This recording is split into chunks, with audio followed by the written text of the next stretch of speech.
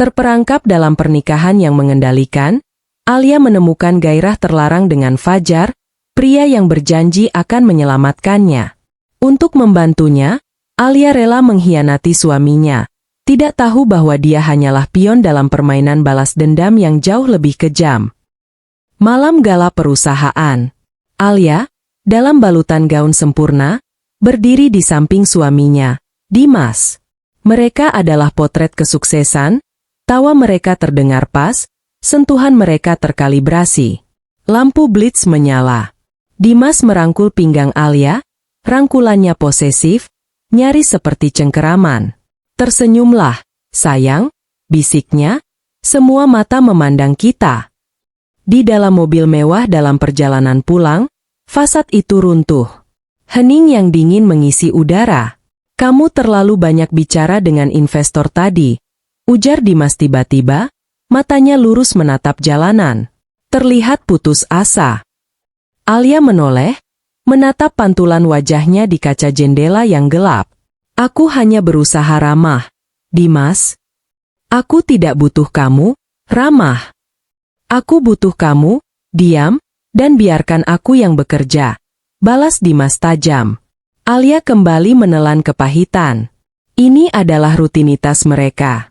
Setibanya di rumah megah mereka, yang lebih terasa seperti museum daripada rumah, Alia langsung menuju galeri mini pribadinya.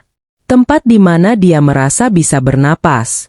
Dimas masuk ke ruang kerja, melempar jasnya tanpa peduli. Ah, besok ada teman lama yang akan bergabung di proyek baru. Fajar, kamu akan suka dia, katanya sambil lalu, lebih fokus pada tablet di tangannya. Alia hanya mengangguk dari ujung lorong, tidak tertarik.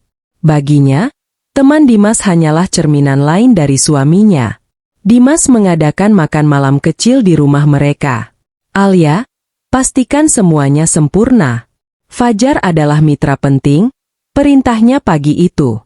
Alia mengawasi persiapan dengan detail yang presisi, bukan untuk Dimas, tapi karena dia benci ketidaksempurnaan. Dia memilih gaun silk berwarna burgundi yang memeluk tubuhnya dengan elegan. Bel berbunyi. Dimas membuka pintu dengan antusiasme yang langka. Fajar. Akhirnya, seru Dimas. Sosok pria yang melangkah masuk berbeda dari bayangan Alia. Fajar tidak sekaku Dimas. Dia tersenyum tenang, matanya menyorot tajam dan penuh observasi. Dia menjabat tangan Alia. Senang bertemu denganmu, Alia. Rumahmu menakjubkan. Kurasi seninya luar biasa. Alia tertegun sejenak. Terima kasih. Saya yang memilihnya. Dimas tertawa. Itu, hobi, Alia untuk mengisi waktu. Potong Dimas, meremehkan. Alia merasakan panas di pipinya. Namun, Fajar tidak tertawa. Dia menatap Alia. Saya rasa itu bukan hobi. Itu bakat. Selama makan malam, Alia mengamati. Dimas mendominasi percakapan, membanggakan pencapaiannya. Fajar lebih banyak mendengarkan, sesekali melempar pertanyaan yang cerdas.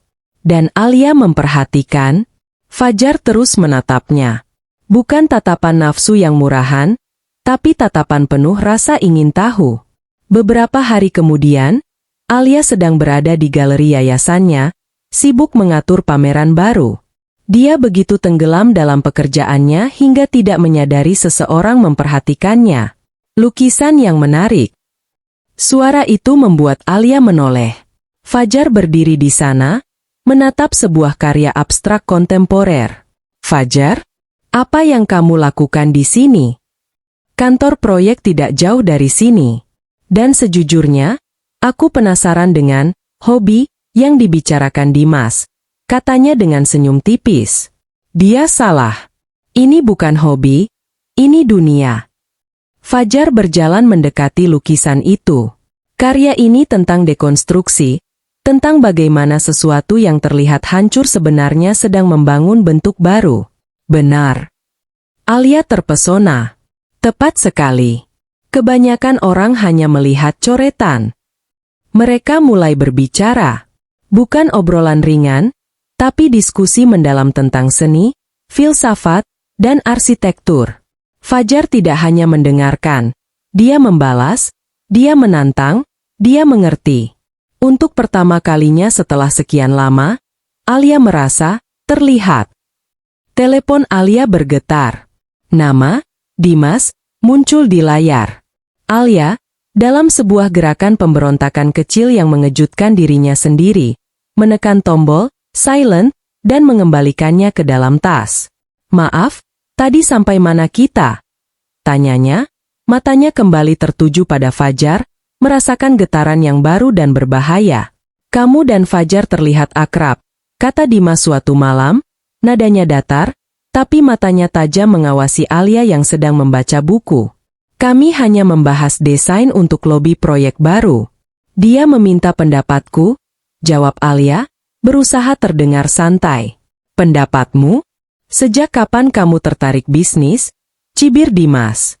"Sejak salah satu mitra bisnismu menghargai otakku, bukan hanya penampilanku," balas Alia, lebih tajam dari yang ia duga. Dimas menatapnya, terkejut oleh perlawanan itu, lalu mendengus. "Jangan besar kepala. Fokus saja pada acaramu, biar aku yang urus Fajar." Pertemuan proyek berikutnya berlangsung tegang. Dimas membatalkan beberapa proposal desain interior Alia tanpa diskusi. "Terlalu artistik, tidak komersial," katanya di depan tim. Alia merasa dipermalukan. Fajar diam selama rapat. Namun, saat semua orang pergi, Fajar menahannya. "Jangan biarkan dia melakukan itu padamu." "Melakukan apa?" "Dia suamiku, dia bosnya," desah Alia. Fajar melangkah lebih dekat. "Dia salah. Ide-idemu brilian." Fajar menyentuh lengan Alia, sentuhan ringan namun terasa seperti sengatan listrik. "Dimas ambisius.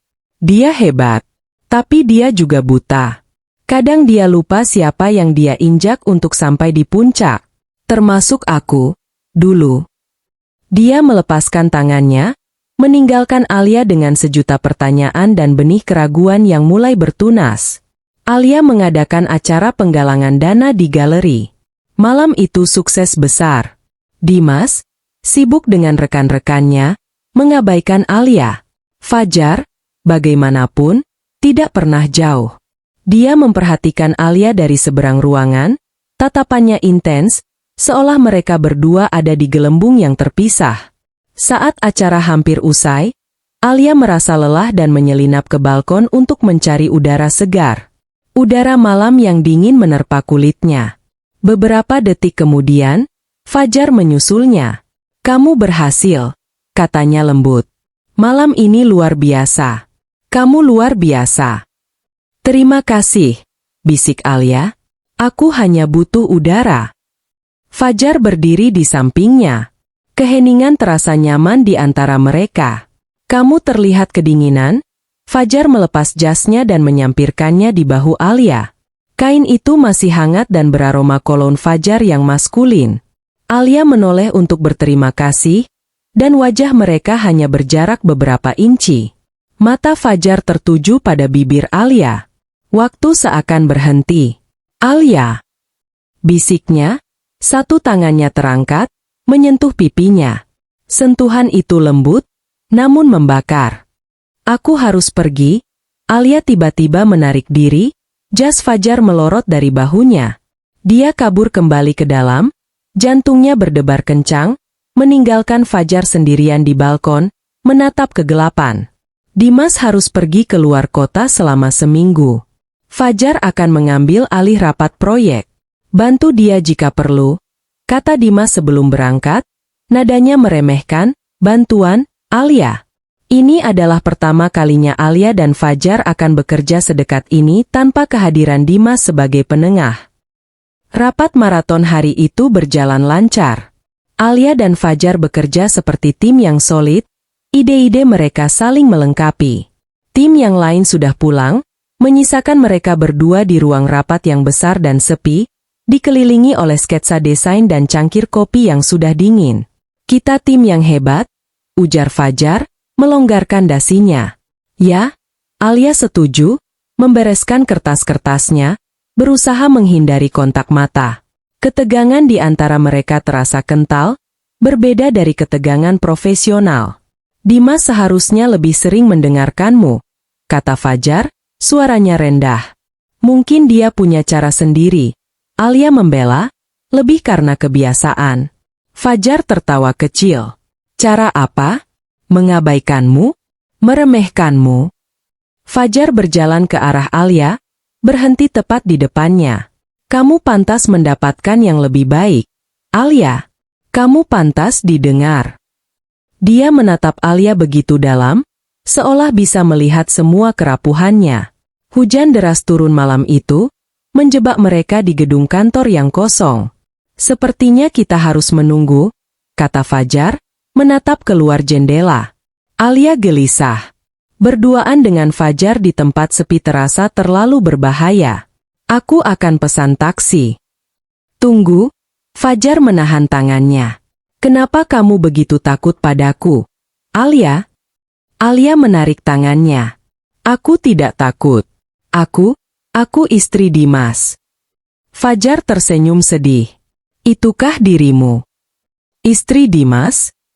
Bukan, Alia sang kurator brilian? Kata-kata itu menghantam Alia. Kamu tidak mengerti, bisiknya. Oh, aku mengerti. Fajar mendekat lagi. Aku mengerti bagaimana rasanya diabaikan oleh Dimas. Aku mengerti bagaimana rasanya dicuri. Dia berhenti, seolah keceplosan. Dicuri apa? Tanya Alia. Fajar menggeleng. Masa lalu. Tidak penting. Dia menangkup wajah Alia. Yang penting adalah ini. Ibu jarinya membelai pipi Alia. Kamu gemetar. Alia tidak bisa bergerak, terhipnotis oleh tatapan Fajar dan suara hujan yang menderu di luar. Alia mencoba menjaga jarak. Dia membatalkan 2 pertemuan dengan Fajar dengan alasan sakit. Dia bahkan mencoba merencanakan makan malam romantis dengan Dimas saat suaminya kembali. Tapi Dimas, seperti biasa, membatalkannya di menit terakhir. Ada masalah di kantor? Jangan tunggu aku. Merasa ditolak dan marah, Alia impulsif. Dia mengemudi ke bar hotel tempat Fajar memberitahunya dia akan bertemu klien. Dia melihat Fajar dari jauh, duduk sendirian di bar, kliennya tampaknya tidak muncul. Alia ragu-ragu, tapi kemudian Fajar melihatnya. Tatapannya mengunci Alia. Fajar menghampirinya. Aku tidak menyangka akan melihatmu di sini. Alia tertawa gugup. Aku butuh minum. Mereka duduk di sudut yang remang-remang. 1 minuman menjadi 2, lalu 3. Mereka berbicara tentang segala hal. Ketakutan, impian, seni. Fajar menceritakan sedikit tentang bagaimana dia dan Dimas memulai bersama. Kami seperti saudara, katanya, sampai bisnis mengubah segalanya. Apa yang terjadi? Tanya Alia. Fajar menatap gelasnya. Cerita panjang. Dia kemudian meletakkan tangannya di atas tangan Alia di atas meja. Tapi malam ini, jangan bicara tentang Dimas. Mari bicara tentang kita. Jantung Alia berdebar. Kita. Kata itu terdengar sangat salah, namun terasa sangat benar. Fajar mengantar Alia ke mobilnya. Keduanya sedikit mabuk, tapi lebih mabuk oleh kedekatan yang terlarang. Di tempat parkir yang sepi, Fajar menahannya sebelum Alia membuka pintu. Alia, aku tidak bisa berhenti memikirkanmu. Fajar, jangan. Jangan apa? Jangan jujur. Fajar menempelkan tubuhnya ke pintu mobil, memerangkap Alia. Aku melihat caramu menatapku. Kamu merasakan hal yang sama. Dia begitu dekat, Alia bisa merasakan kehangatan tubuhnya dan aroma whisky di napasnya. Ini salah, bisik Alia, tapi dia tidak bergerak mundur. Mungkin, Fajar setuju. Atau mungkin ini adalah satu-satunya hal yang benar setelah sekian lama. Dia menundukkan kepalanya, dan Alia memejamkan mata, mengantisipasi. Tapi Fajar tidak mencium bibirnya. Dia mencium keningnya. Lama dan lembut. Hati-hati di jalan, katanya, suaranya serak. Dia melangkah mundur. Alia masuk ke mobil dengan tangan gemetar. Saat dia mengemudi pulang, dia tahu. Garis itu tidak lagi kabur. Garis itu telah dilewati. Rasa bersalah dan gairah berperang dalam diri Alia.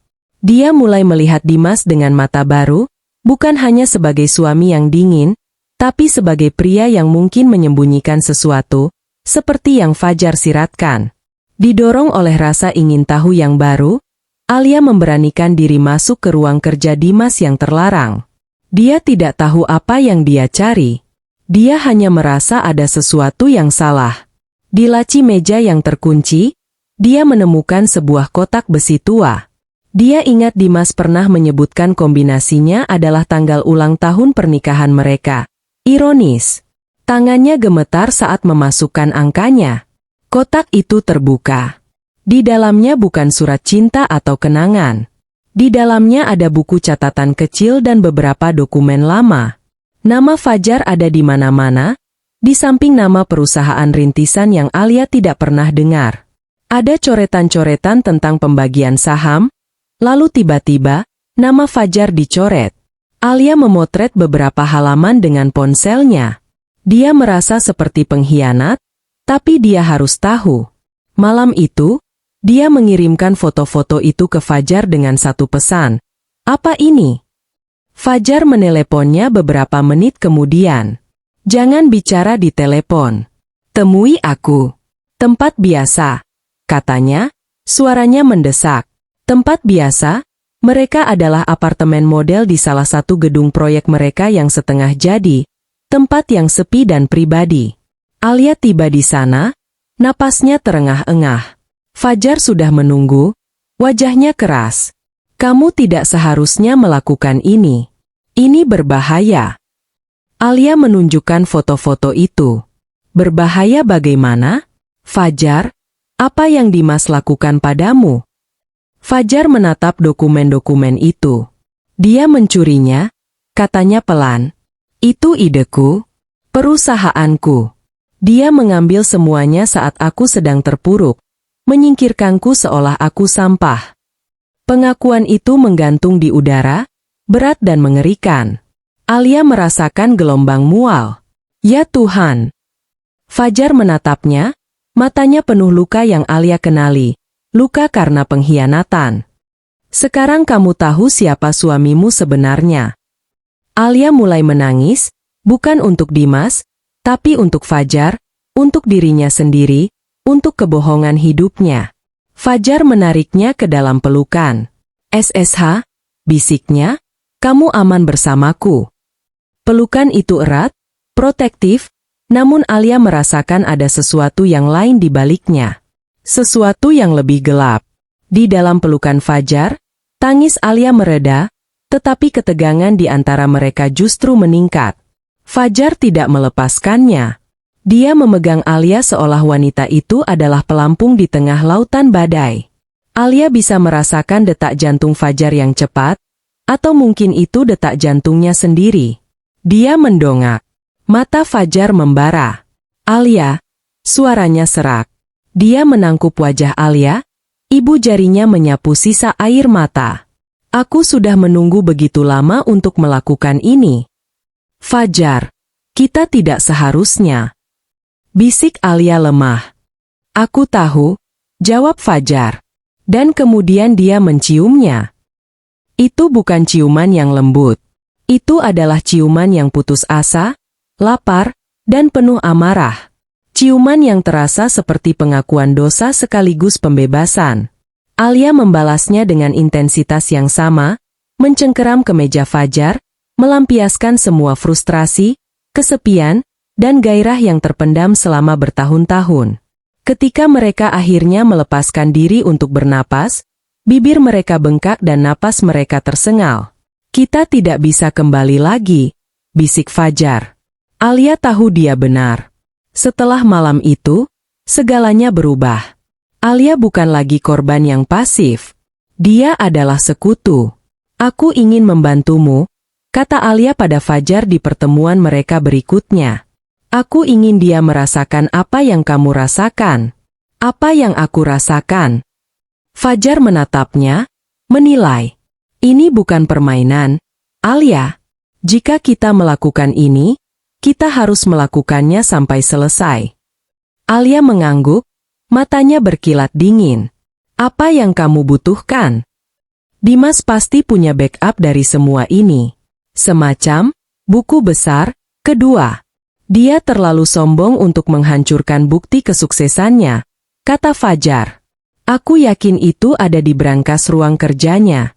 Tapi brankas itu punya pemindai biometrik. Alia terdiam. Aku tahu cara membukanya. Bagaimana? Sidik jarinya. Dia sering pingsan setelah minum terlalu banyak di akhir pekan. Aku bisa mendapatkannya saat dia tidur, kata Alia, mengejutkan Fajar dan dirinya sendiri, dengan betapa mudahnya dia merencanakan pengkhianatan ini. Fajar tersenyum. Kamu memang brilian. Malam itu, Alia menunggu Dimas pulang. Seperti yang diduga, Dimas pulang larut, mabuk, dan marah-marah tentang masalah pekerjaan. Dia pingsan di tempat tidur, masih mengenakan pakaian kerjanya. Jantung Alia berdebar kencang.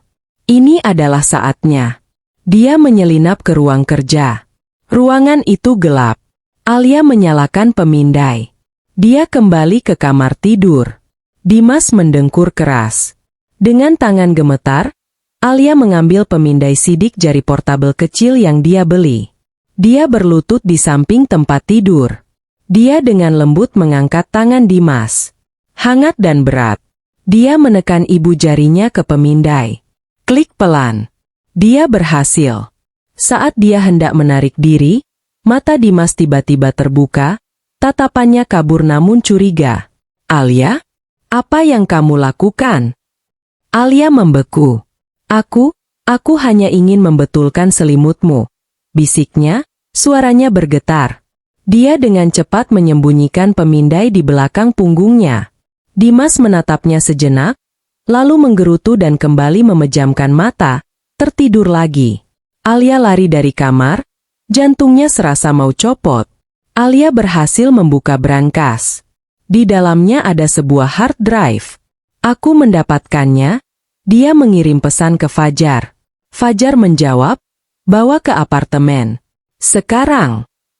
Alia menyelinap keluar rumah.